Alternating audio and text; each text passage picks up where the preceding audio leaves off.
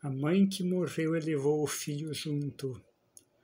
Parece um título sensacionalista, mas não preciso recorrer ao sensacionalismo para trazer o público. O que é o sensacionalismo? Vocês lembram da velha imprensa marrom dos anos 70, 80? Aqueles jornais que apertava e saía sangue, como diz o povo? Cito, por exemplo, algumas manchetes da época: bebê diabo que nasceu no ABC. Muitas vezes uma criança nasce com algum problema, algum defeito e cresce aquele misticismo em torno da situação. A própria população começa a falar, diz que diz, e a imprensa marrom se aproveita disso, coleta informação de um e de outro, imaginação de um e de outro, e cria aquele sensacionalismo que rende para a própria imprensa. Mesma coisa as fake news. As fake news têm o objetivo também de venda, de movimentar o negócio. Por exemplo, numa certa cidade teve nos anos 90, nem foi coisa tão antiga, a aparição do demônio numa determinada cidade. Saiu em 3 edições seguidas de um jornal. Qual o objetivo? Venda do jornal. Desencalhar o jornal das bancas. Fake news, sensacionalismo, tudo isso não agrega nada às pessoas. O objetivo dos textos, aqui contos e casos reais, é reflexão, é levar algo de útil com este conteúdo. Diferente do sensacionalismo, que não tem nenhum objetivo de conhecimento, de agregar educação à população, somente causar pânico. Nos anos 70, era interesse das autoridades, dos políticos, manter a população apavorada com o sensacionalismo. Quanto mais a população ficava assustada, com medo daqueles casos bizarros, daquele sensacionalismo todo, mas as pessoas ficavam de mãos atadas, sem poder de reação. As pessoas tinham medo de tudo. Isso é interessante para os poderosos. Já estes textos que estou selecionando são casos reais, mas eu mudo nomes, mudo algumas situações para que as pessoas não associem a um caso que presenciaram no vizinho, no bairro, naquela cidade onde moram. Não é meu objetivo dar nome aos bois.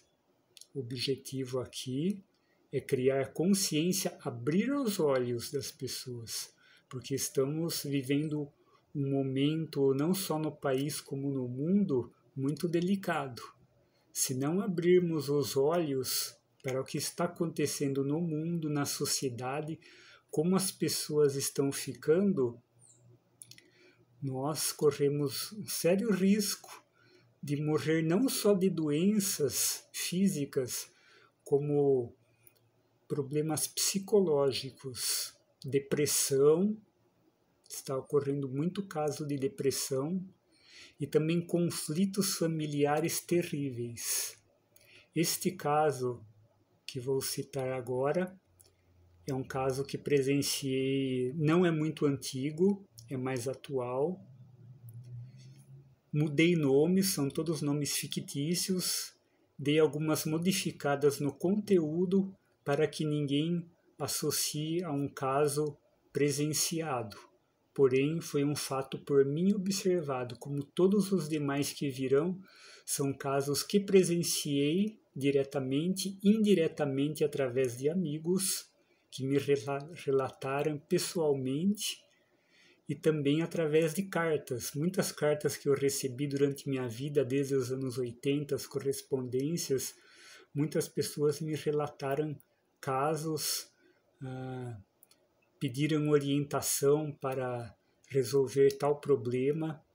Enfim, todo esse conteúdo estou selecionando para transmitir a vocês, não para causar medo. Este caso de hoje também ele impressiona bastante, mas não é para causar pânico, é para abrir os olhos, criar consciência em todos vocês que estão assistindo os vídeos. Haverá os casos doces, suaves, que eu sei que muita gente vai gostar, vai querer ouvir 2, 3 vezes, e também tem os casos amargos.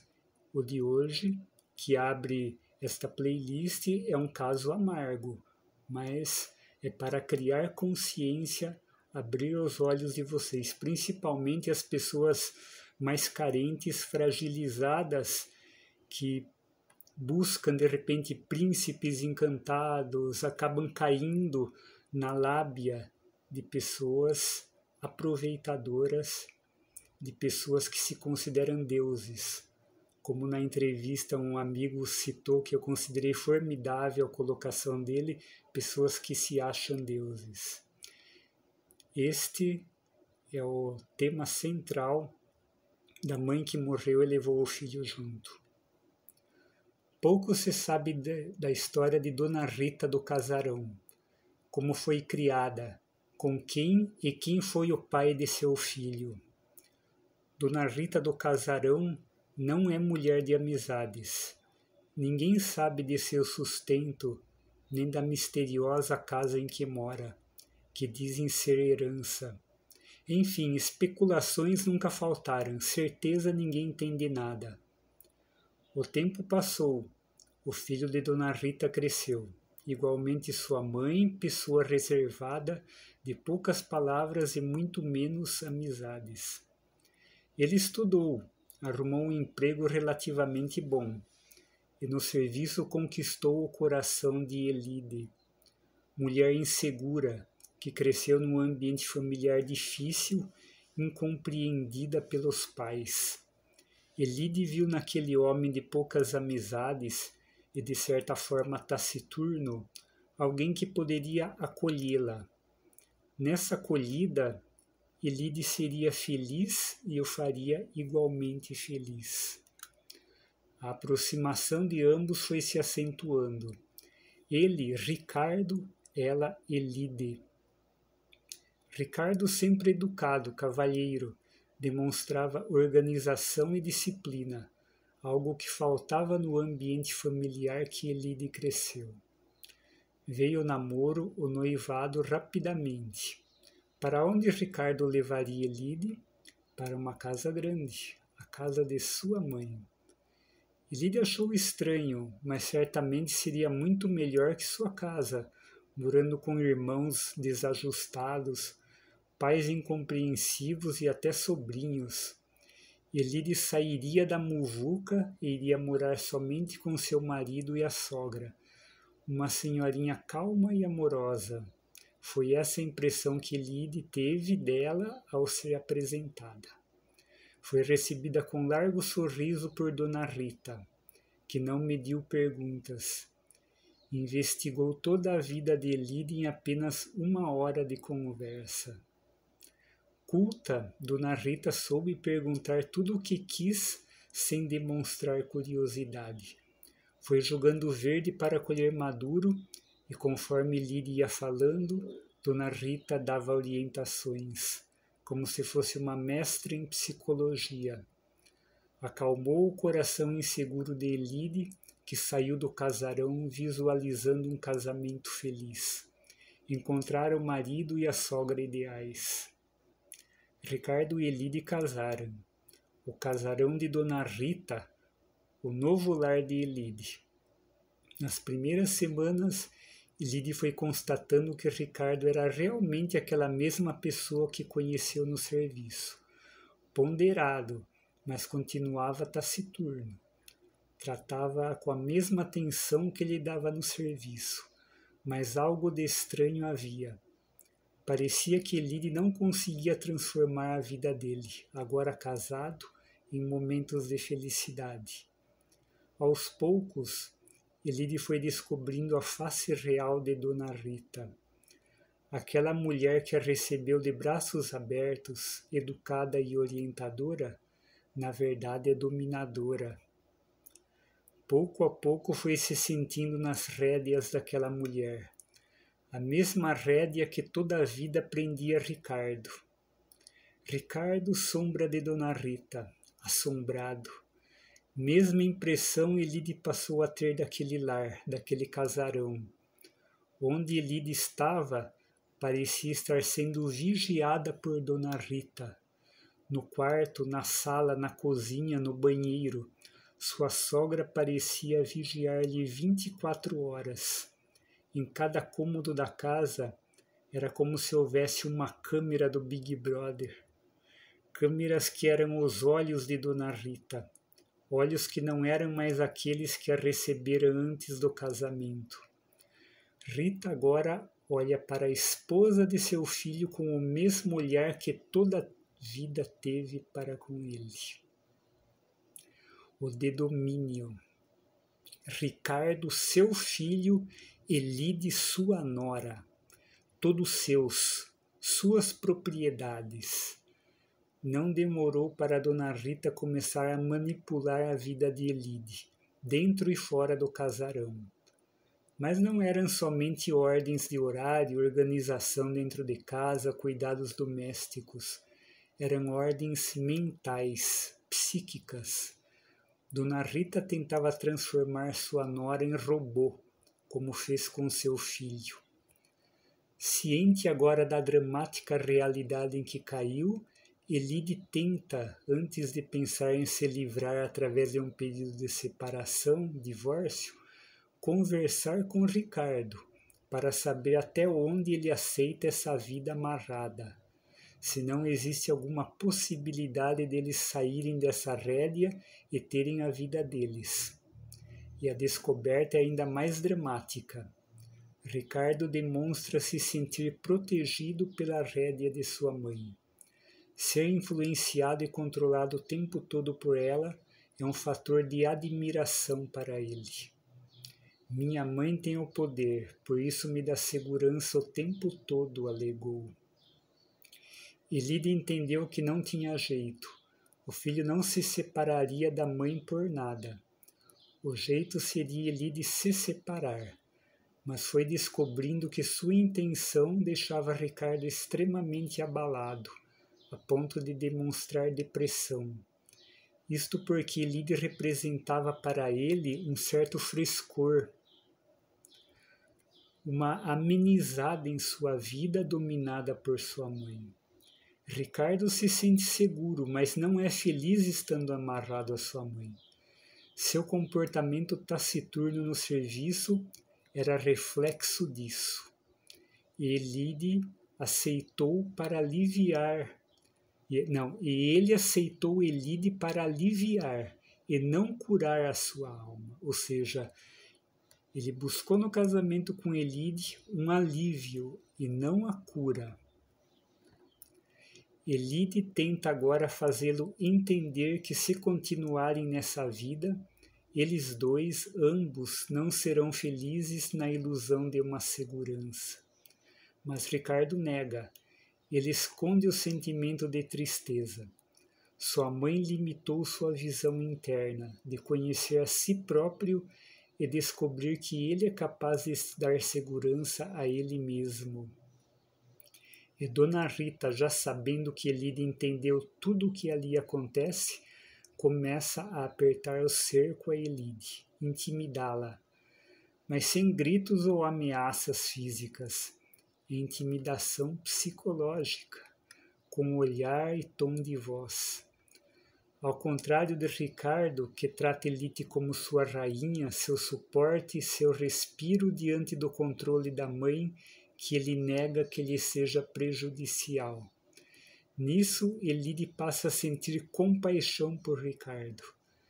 Teme que, se separando, Ricardo venha a sucumbir precocemente. Descobre que ela gosta dele.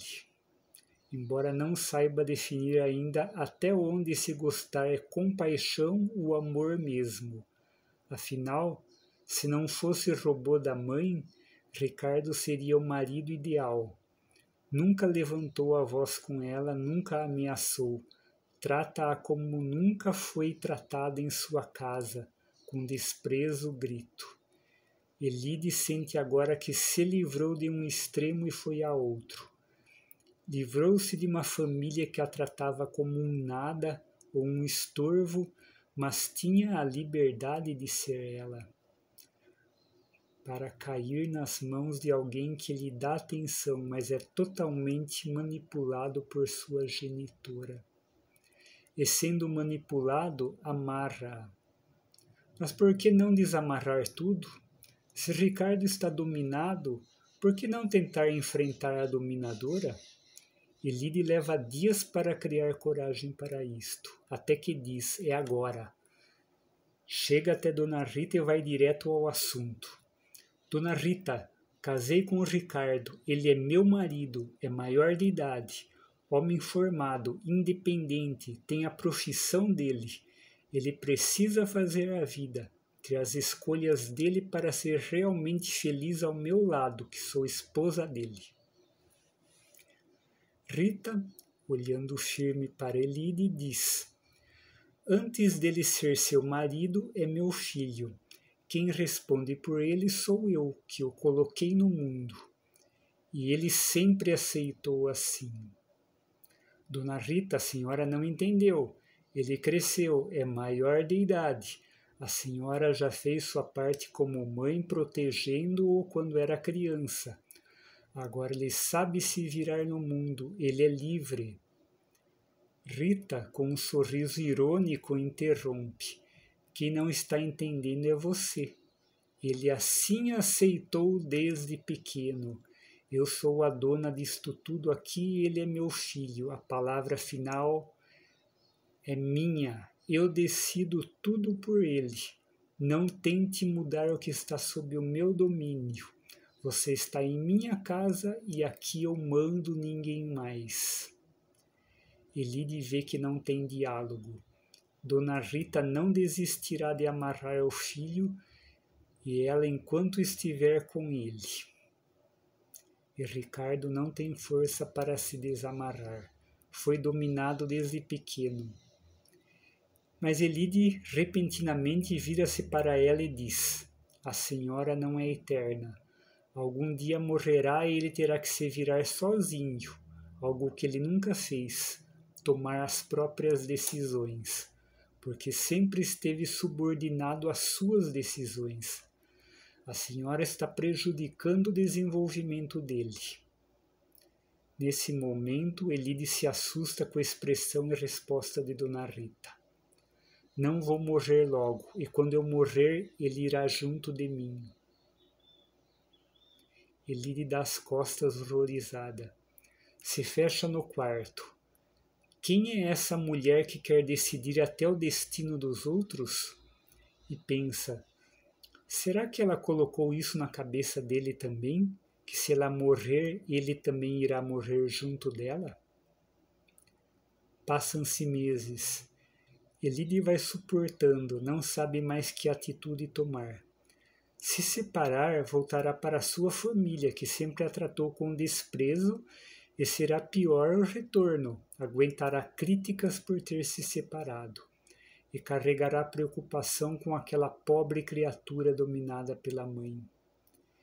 Elide tem esperança de que o filho se liberte das amarras quando Dona Rita morrer, que não existe essa de levar o filho junto, e sem a mãe, precisará muito mais da esposa. Decide então pela paciência, por compaixão a ele. 1 ano depois, Dona Rita é diagnosticada com uma doença grave. Passa a fazer exames. Elide começa a observar e se preocupar com as reações de Ricardo, de insegurança. Um dia, Rita sai do casarão numa ambulância e passa 2 dias internada. Ricardo demonstra preocupação, mas se mantém controlado. Num certo horário, quando Elide está em frente ao casarão, pensativa, uma vizinha chama-a. Pergunta de Dona Rita. Elide responde. Conta tudo o que está acontecendo. E ouve da vizinha o que todo mundo ali em volta supõe daquela estranha família que nunca recebeu ninguém. Ela, Elide, que casou com o Ricardo, foi a primeira pessoa de fora a entrar naquele casarão. Elide fica assombrada com tudo o que ouve, inclusive que todos têm medo de Dona Rita. Quanto mais ouve, mais fica horrorizada. Subitamente Ricardo surge no portão e chama Elide. Ela se despede da vizinha e pela primeira vez recebe uma repreensão de Ricardo. Não faça mais isso, não converse com vizinhos. Por quê? Porque a mãe não aceita. Elide decide então ir ao X da questão. Ricardo, sua mãe sempre decidiu tudo. Ela está doente. Se ela não voltar, você vai saber tomar sozinho as decisões? A sua resposta é evasiva. Não quero pensar nisso. E continua o drama. Dona Rita volta para casa, mas continua ruim. E num momento que vê Elide longe de Ricardo, chama-a e diz: se eu morrer, levarei o Ricardo comigo. Elide nada diz, dá as costas. Sente um frio percorrer-lhe a espinha.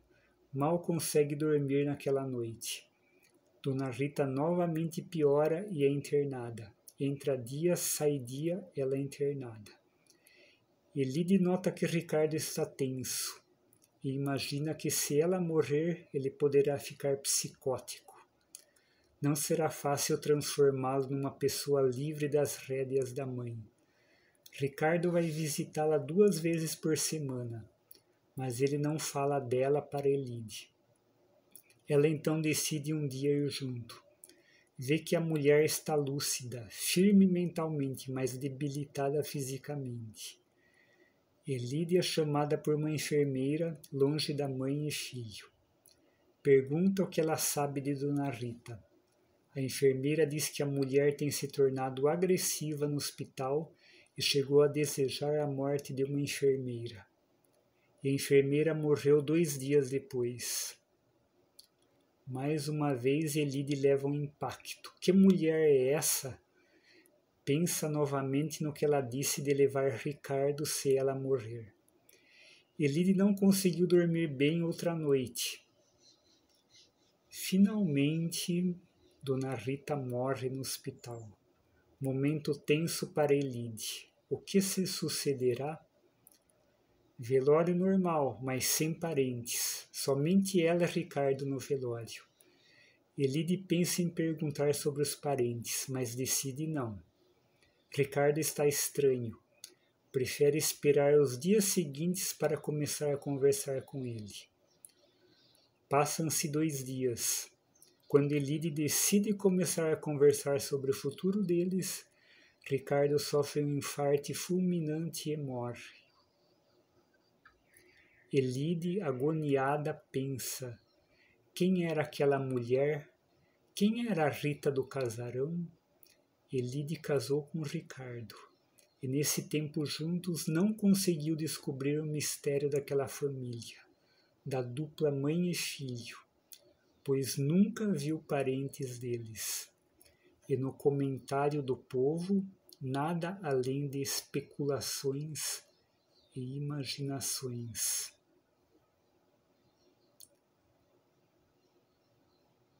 E agora, reflexão. Caso real. Modificado. Nomes fictícios. Mas caso real. Impressionante.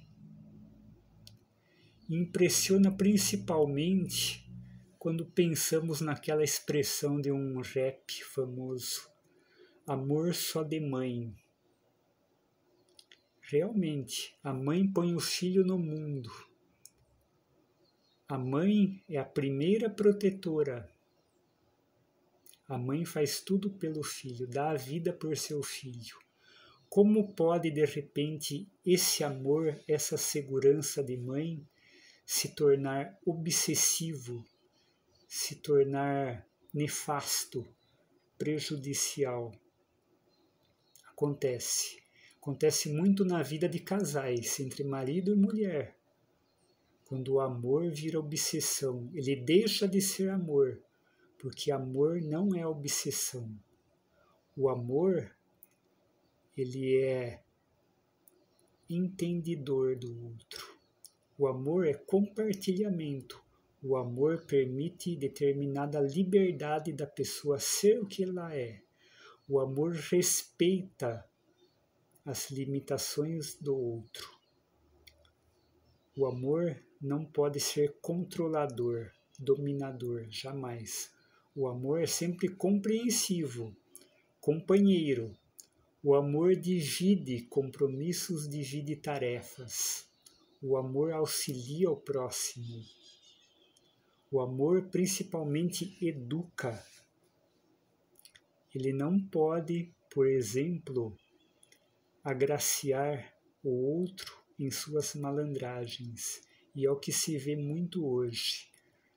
Aquela mãe que corre proteger o filho quando o filho comete uma agressão, quando o filho comete um furto, quando o filho ou a filha engana alguém na escola, engana o vizinho, quando o filho apronta na rua para levar vantagem, a mãe, ô filhão, parabéns.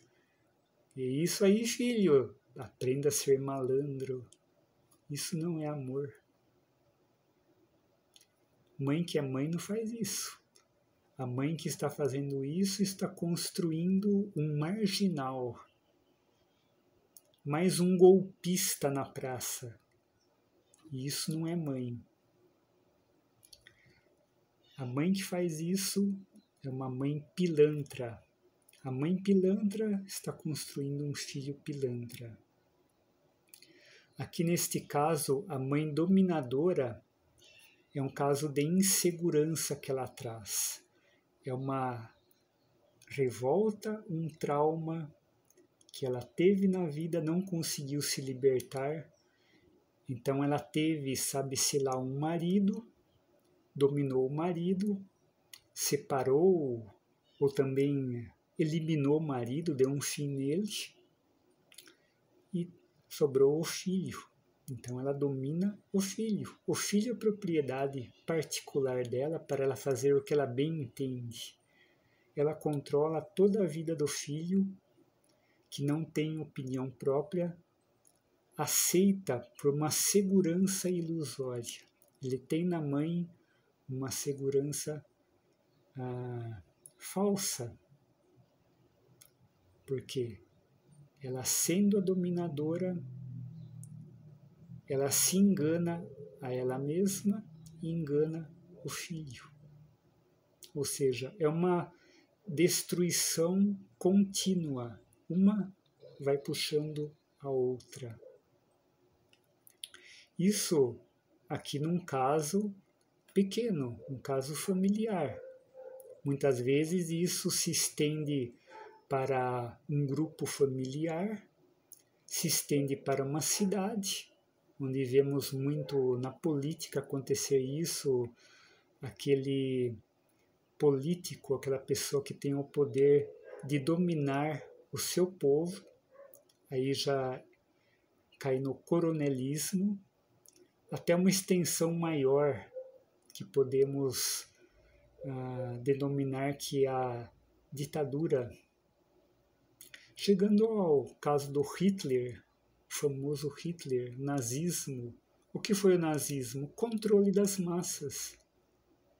Aquele controle obsessivo de criar a imagem de um povo protegido pelo seu mestre, por aquele que tudo sabe e tenta proteger o seu povo de possíveis inimigos. Esse é um poder destrutivo, numa larga escala, que expus agora. Mas existem estes pequenos casos que se multiplicam muito em momentos de tensão, de crise social, de desemprego, desespero. As pessoas inseguras criam uma situação falsa de domínio, porque a pessoa que tenta dominar o outro, ela tem uma fraqueza espiritual muito grande, porque quem deseja fazer o bem ao próximo, construir a sua vida, se livrar de seus traumas, se sentir segura, ela conquista e não domina. Dominação é uma fraqueza espiritual tremenda. É uma coisa destrutiva e não jamais construtiva. A pessoa ela pode enriquecer dominando outras, mas ela cai, porque ela está construindo com bases frágeis, com bases de mentira, porque toda dominação se apoia numa mentira, uma mentira encoberta.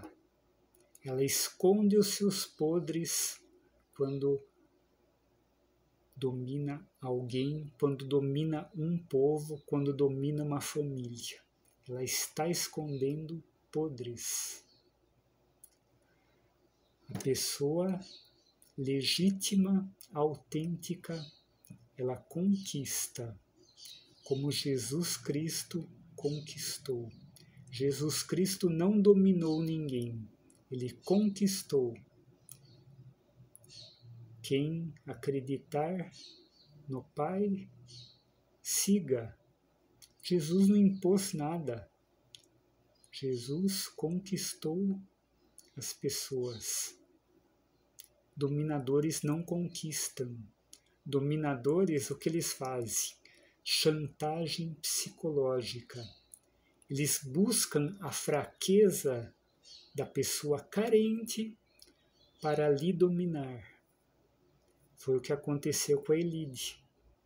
A Elide tinha uma carência na família dela e ela se iludiu com aquele domínio que o Ricardo levou para o ambiente de trabalho, o domínio de sua mãe. Ricardo era dominado pela mãe.